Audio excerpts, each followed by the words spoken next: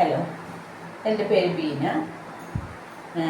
ഞാൻ ഒരു പുതിയ ചാനൽ ഇന്ന് മുതൽ സ്റ്റാർട്ട് ചെയ്യാണ്. എൻ്റെ ചാനൽ നഴ്സസിന് വേണ്ടിയിട്ടുള്ളതാണ്.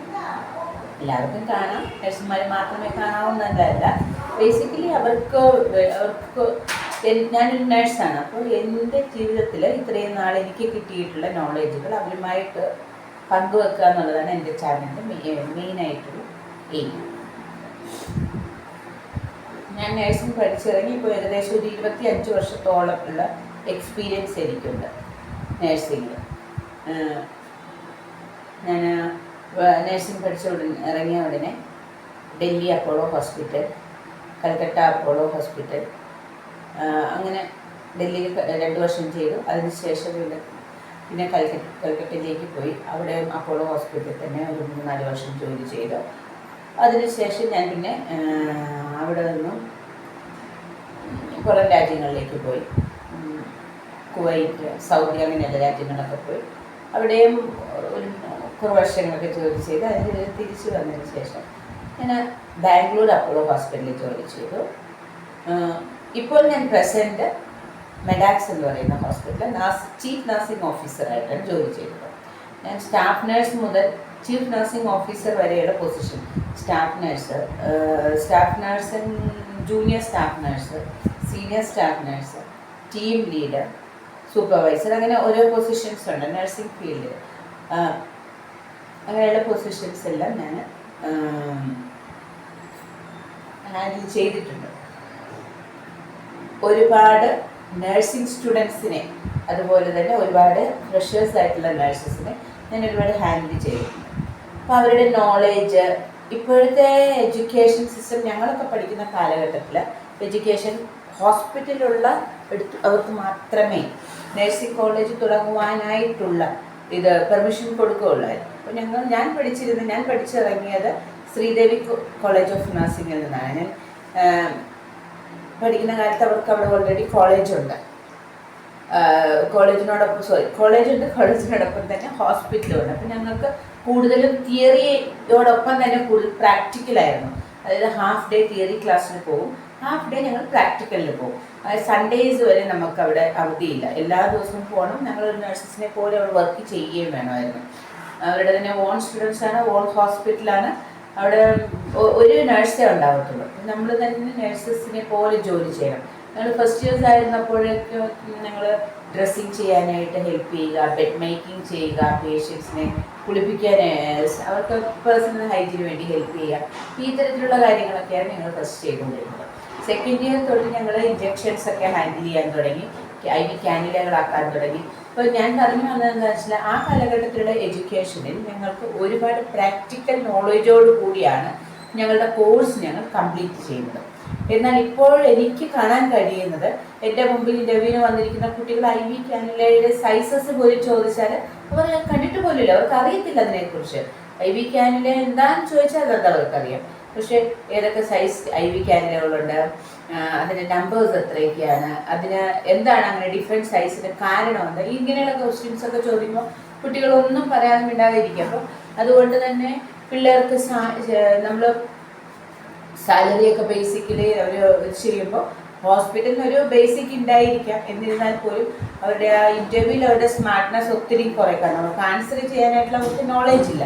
അപ്പോൾ ഇങ്ങനെയൊക്കെയുള്ള ഇത് കണ്ടു കഴിഞ്ഞപ്പോൾ ഞാൻ ഓർത്തു, ഒരു ചാനൽ സ്റ്റാർട്ട് ചെയ്തിട്ട് ജസ്റ്റ് നഴ്സായി പുറത്തേക്ക് വരുന്നൊരു കുട്ടി എന്തൊക്കെ അറിഞ്ഞിരിക്കണം എന്നതിനെക്കുറിച്ചൊക്കെ കുറച്ചൊരു വീഡിയോ ഇടുകയാണെങ്കിൽ അത് മറ്റുള്ളവർക്ക് ഉപകാരമാകുമെന്ന് ഞാൻ വിചാരിച്ചു. അതുകൊണ്ടാണ് ഞാൻ എന്തെങ്കിലും ഒരു ചാനൽ തുടങ്ങുന്നതിനെക്കുറിച്ച് ആലോചിച്ചത്. എനിക്ക് സത്യം പറഞ്ഞാൽ എനിക്ക് മീഡിയ ഇങ്ങനെ മുമ്പിലൊക്കെ വന്നിരിക്കാനായിട്ട് ഞാൻ അങ്ങനെയൊന്നുള്ളൊരു വ്യക്തിയല്ല.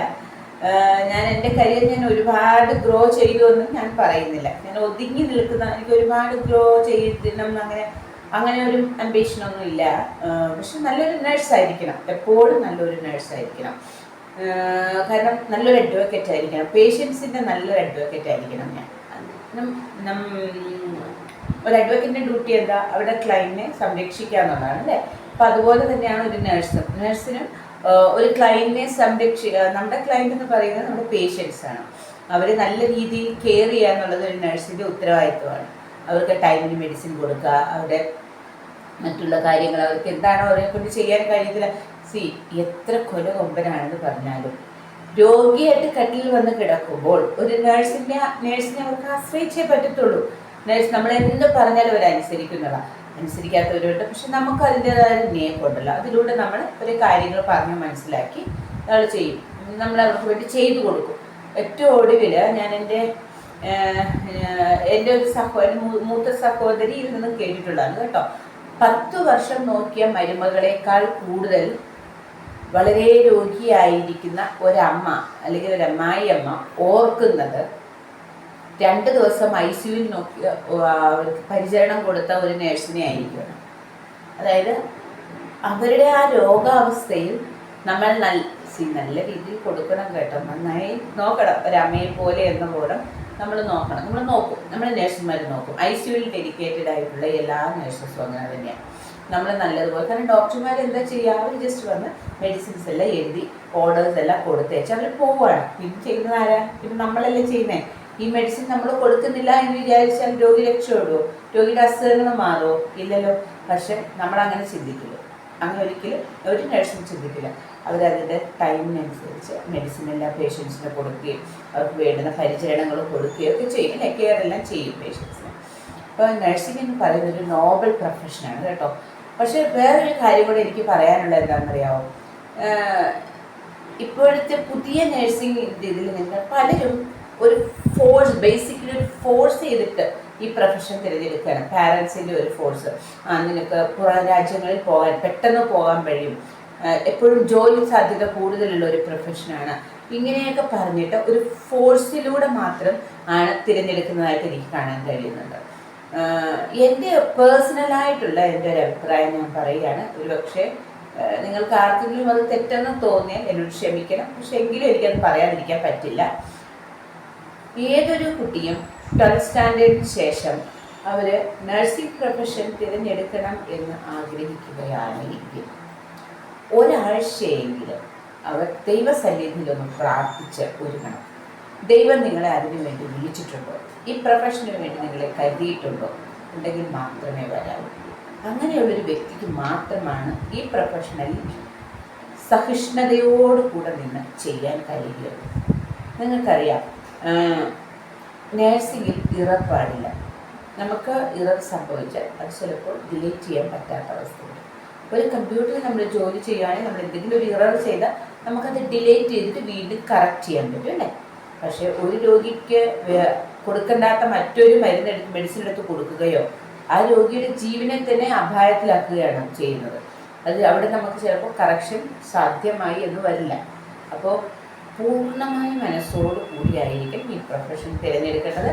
അധികാരികമായിട്ട് ഞാൻ അതിലേക്ക് കടക്കുന്നില്ല. എനിക്ക് എൻ്റെ ഒരു വിശ്വാസം നിങ്ങൾക്കത് മനസ്സിലായി എന്നാണ്, ഞാൻ എന്താണ് ഉദ്ദേശിച്ചതെന്ന്. അപ്പോൾ ഇതൊക്കെയാണ്.